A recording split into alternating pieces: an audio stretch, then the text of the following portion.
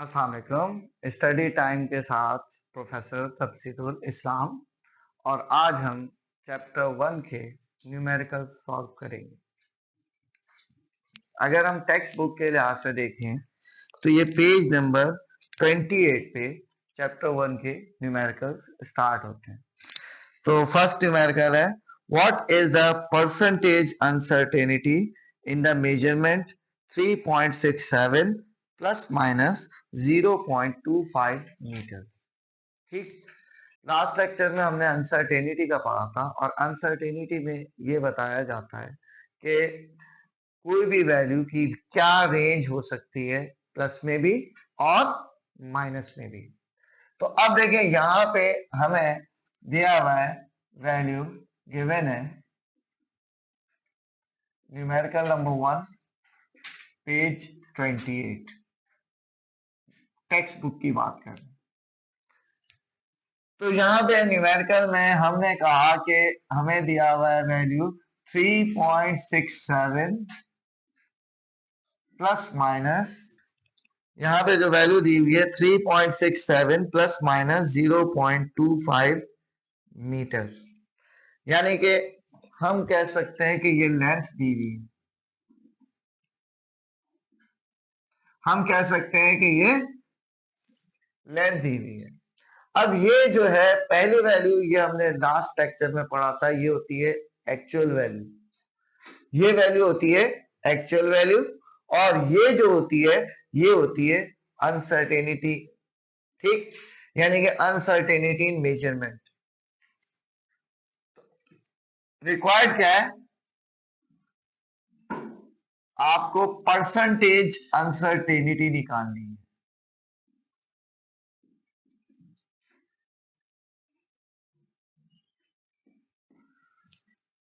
अब percentage uncertainty के लिए हमारे पास फॉर्मूला क्या है, परसेंटेज अनसर्टेनिटी बराबर है actual uncertainty is equals to uncertainty in measurement divided by actual value.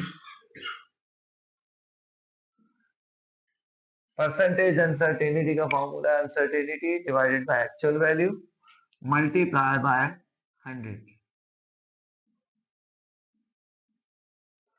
तो यहां पे क्या आ जाएगा, हमारे पास अनसर्टेनिटी है 0.25 डिवाइडेड बाय एक्चुअल वैल्यू हमारे पास है 3.67 मल्टीप्लाई बाय 100।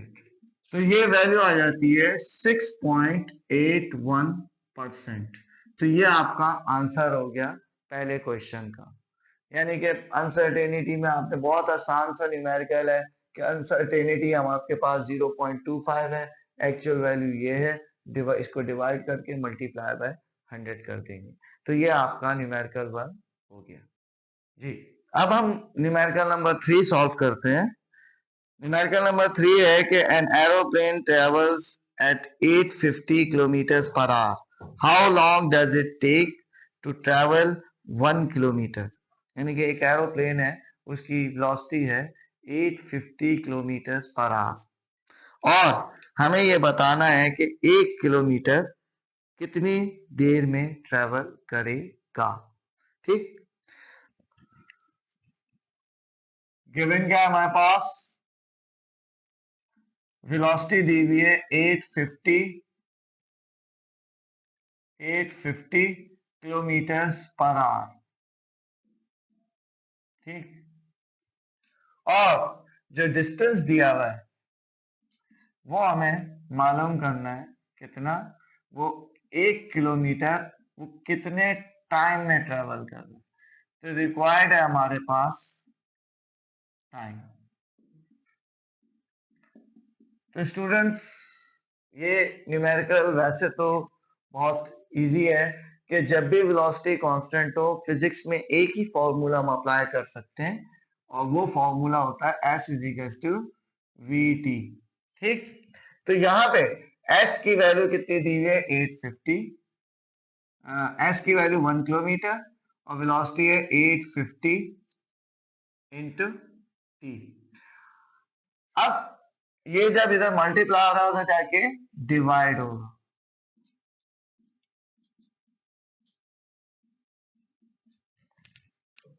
ओके, तो जब हम ये इसको 1 को 850 से डिवाइड करेंगे तो हमारे पास ये वैल्यू आएगी, लेकिन याद रहे कि क्योंकि वेलोसिटी किलोमीटर पर आवर में थी तो यहाँ पे जो टाइम का यूनिट आएगा वो आवर में आएगा। अगर आपने इसको सेकंड में कन्वर्ट करना है तो 1 आवर में 3600 सेकंड होते हैं, तो हम इसको सेकंड में जब कन्वर्ट करेंगे तो 0.00117 मल्टीप्लाई बाय 3600 सेकेंड्स, तो जो टाइम आएगा वो आएगा 4.23 सेकेंड। तो इस तरीके से सेकेंड में जो वैल्यू आएगी हमारे पास वो ये आएगी 4.23 सेकेंड्स। ठीक, सही है।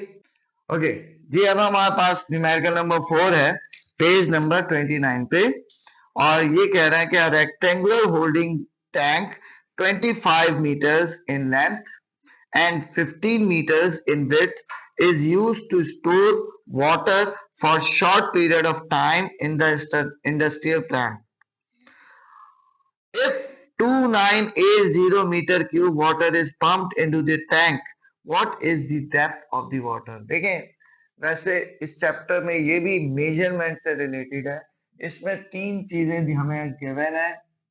हमारे पास जो लेंथ दी हुई है वो दी हुई है 25 मीटर। 25.0 कह दें या 25 कह, बात एक ही है। इसके बाद हमारे पास विड्थ जो दी हुई है, विड्थ दी हुई है 15 मीटर, और जो हमारे पास वॉल्यूम दिया हुआ है, जो टैंक का वॉल्यूम, अब ये हमें कैसे पता चला? इसके यूनिट से, क्योंकि वॉल्यूम का यूनिट होता है मीटर क्यूब या लीटर या डेसीमीटर क्यूब। तो यहाँ पे मीटर क्यूब वॉल्यूम दिया हुआ है 2980 मीटर क्यूब। हमें रिक्वायर्ड क्या है? हमें मालूम करनी है डेप्थ। तो स्टूडेंट्स ये भी बहुत सिंपल सा क्वेश्चन है मेजरमेंट से रिलेटेड। हम ये कह सकते हैं कि वॉल्यूम बराबर होता है length into width into depth या हाइट। अब यहाँ पे वॉल्यूम हमारे पास कितना है? 2980। सही है। लेंथ कितनी है? 25.0। विड्थ कितनी है? 15.0 या 15 इंटू, अच्छा अब ये दोनों जाके ये मल्टीप्लाई होके वहां पे जाके डिवाइड हो जाएंगे 2980। अच्छा ये 0.0 हम हटा सकते हैं, तो 25 इंटू 15। हाँ, तो इस तरीके से डेप्थ हमारे पास आ जाएगी, जो है वो आएगी 7.946। 7.946 यानी कि 9 राउंड ऑफ करके 7.95 मीटर भी हम इसको कह सकते हैं। तो ये न्यूमेरिकल नंबर 4 है। ठीक, अच्छा तो स्टूडेंट्स जो क्वेश्चन नंबर 5 है वो भी वॉल्यूम से रिलेटेड है, और जो हमने क्वेश्चन 4 किया था फॉर्मूला उसका सेम है, तो वो आप लोग खुद ट्राई कीजिएगा, उम्मीद है आपसे हो जाएगा। तो अब हम यहाँ पे जो करते हैं वो क्वेश्चन नंबर 7 है। अब हम यहाँ पे जो कर रहे हैं वो क्वेश्चन नंबर 7 करते हैं। 1 hectare is defined as 10 raised to the power 4 meter square. 1 acre is 4 into 10 raised to the power 4 feet square. How many acres are there in 1 hectare?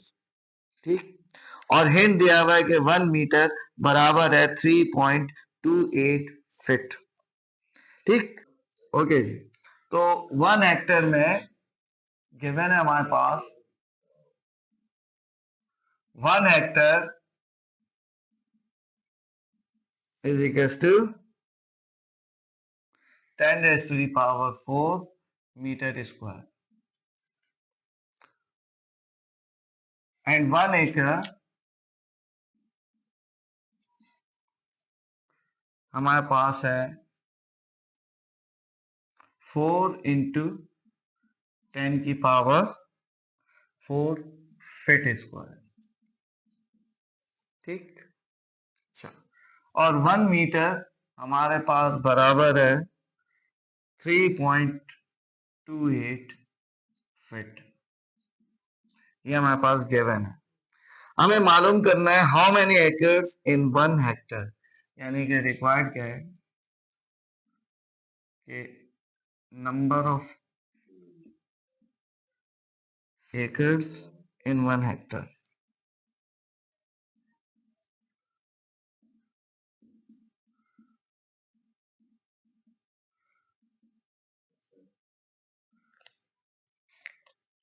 Okay, तो स्टूडेंट्स इस किस्म के क्वेश्चन को जहां पे 1 metre square में दिया हुआ है और 1 फीट स्क्वायर में दिया हुआ है, तो सबसे अच्छी टेक्निक ये होती है कि आपने दोनों को सेम यूनिट में लाना है।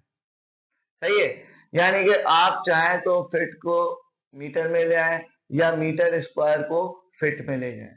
तो यहाँ पे हमारे पास जो ज्यादा आसानी है वो क्या है कि हम मीटर स्क्वायर को फीट में ले जाएं ताकि दोनों का यूनिट सेम हो जाए, और दोनों का यूनिट जब सेम हो जाएगा तो हम इसको इससे डिवाइड कर देंगे तो नंबर ऑफ एकर्स आ जाएंगे।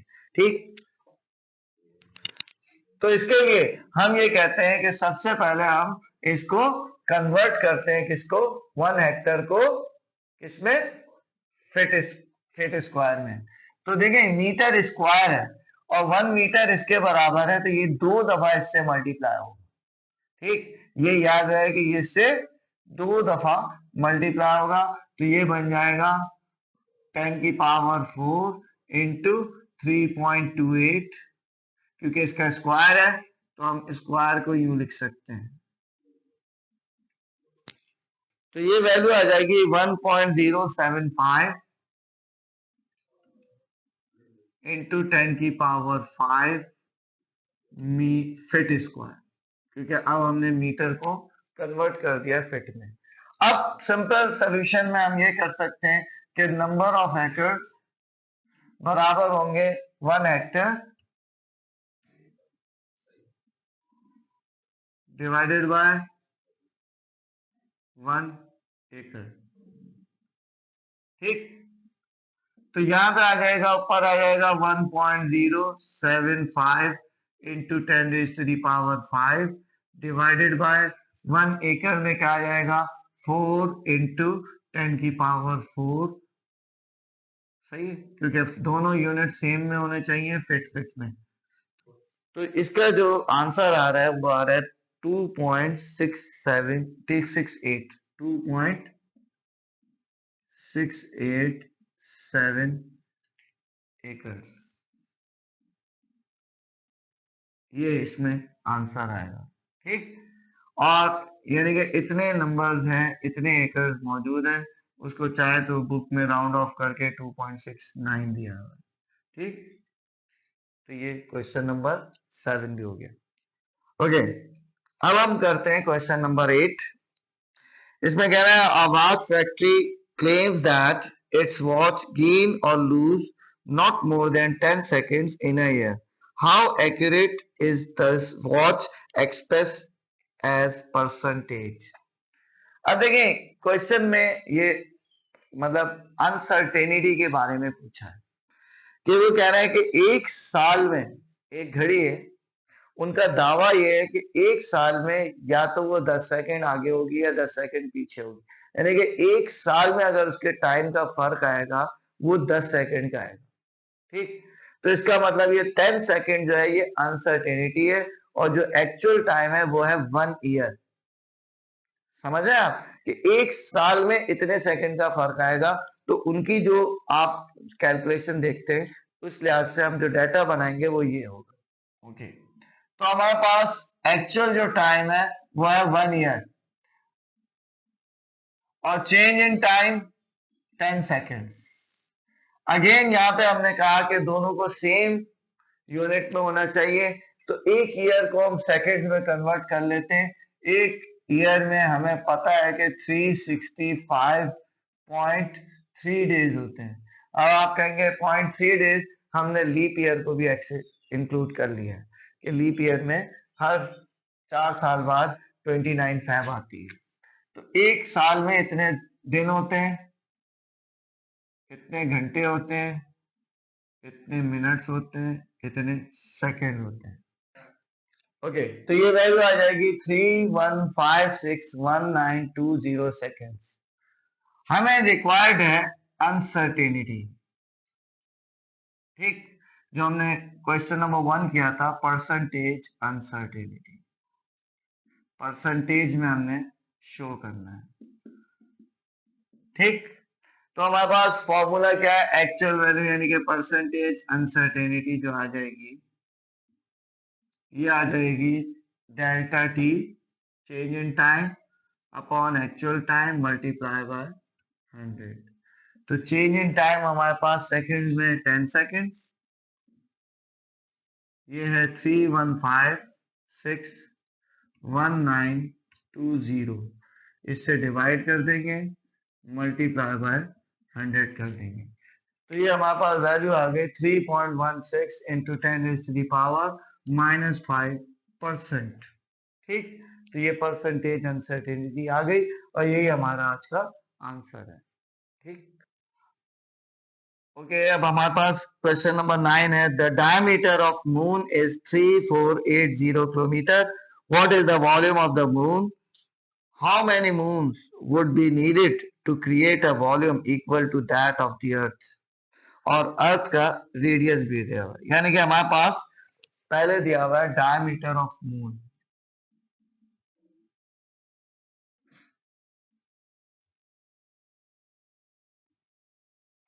मून का diameter, diameter of moon, diameter of moon हमारे पास गिवन है 3480 किलोमीटर।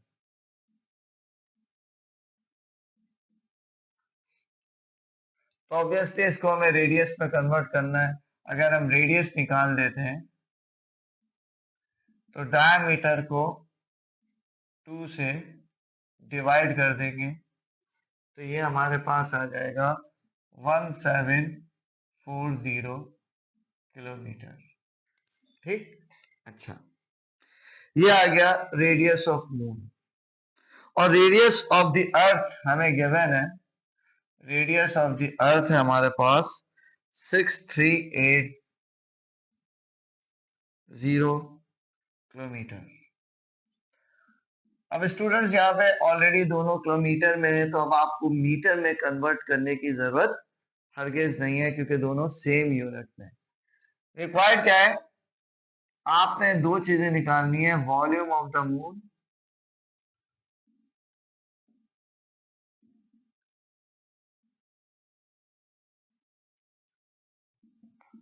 Vm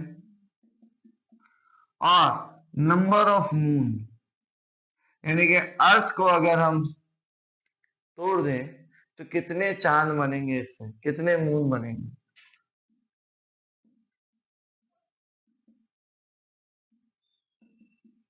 ठीक, अच्छा, अब यहां पे पहले आपने ये ड्राइव कर यानी कि सॉल्व करते वक्त सबसे पहले आपने ये देखना है कि मून को एज अ स्फीयर कंसीडर करना है। ठीक, कि मून जो है वो कि स्फीयर है और वॉल्यूम ऑफ द स्फीयर बराबर होता है 4/3 पाई आर क्यूब। तो वी एम आपके पास आ जाएगा, वी एम की वैल्यू जो आ जाएगी वो आ जाएगी 4/3 पाई आर एम क्यूब। तो अब हम वैल्यूज पुट करते हैं, 4/3 पाई की वैल्यू 3.142 या 22/7, R M cube, R M radius of the moon हमने निकाला हुआ है 1740 का क्यूब। ठीक, तो ये जो वैल्यू आएगी ये आएगी 2.2 इंटू 10⁻10 किलोमीटर क्यूब। अब आप कहेंगे कि बुक में जो है वो 19 दिया हुआ है, तो हमें पता है कि 1 किलोमीटर में 1000 मीटर होते हैं और किलोमीटर क्यूब है, तो यहाँ पे हम ये कर सकते हैं कि 2.2 इंटू 10 की पावर 10, 1 किलोमीटर का 1 मीटर यानी कि 10 की पावर 3 इंटू 10 की पावर 3 इंटू 10 की पावर 3। तो जो हमारे पास मीटर क्यूब में अगर आंसर आएगा तो वो 2.2, इन तमाम पावर्स को ऐड कर लेंगे तो 10 की पावर 19 मीटर क्यूब आ जाएगा। ठीक है, आप जो है वो अगर ये क्वेश्चन बोर्ड में आता है तो आप किलोमीटर क्यूब में भी दे सकते हैं और मीटर क्यूब में भी दे सकते हैं। ठीक, तो अगर ऐसा यूनिट में मांगे तो मीटर क्यूब में देना है, वरना आप किलोमीटर क्यूब में भी अपना आंसर रख सकते हैं। ठीक, अब सेकंड पार्ट में हमें नंबर ऑफ मून निकालने। तो नंबर ऑफ मून के लिए हमने पहले भी कहा था कि हमेशा बड़ी वैल्यू में से जब हम छोटी वैल्यू को डिवाइड कर देते हैं तो तादाद आ जाती है। ठीक, तो हम यहाँ पे हमें नंबर ऑफ मून निकालने हैं तो हम कहेंगे वॉल्यूम ऑफ द अर्थ, ये बड़ी वैल्यू है, इसको डिवाइड कर देंगे वॉल्यूम ऑफ द मून,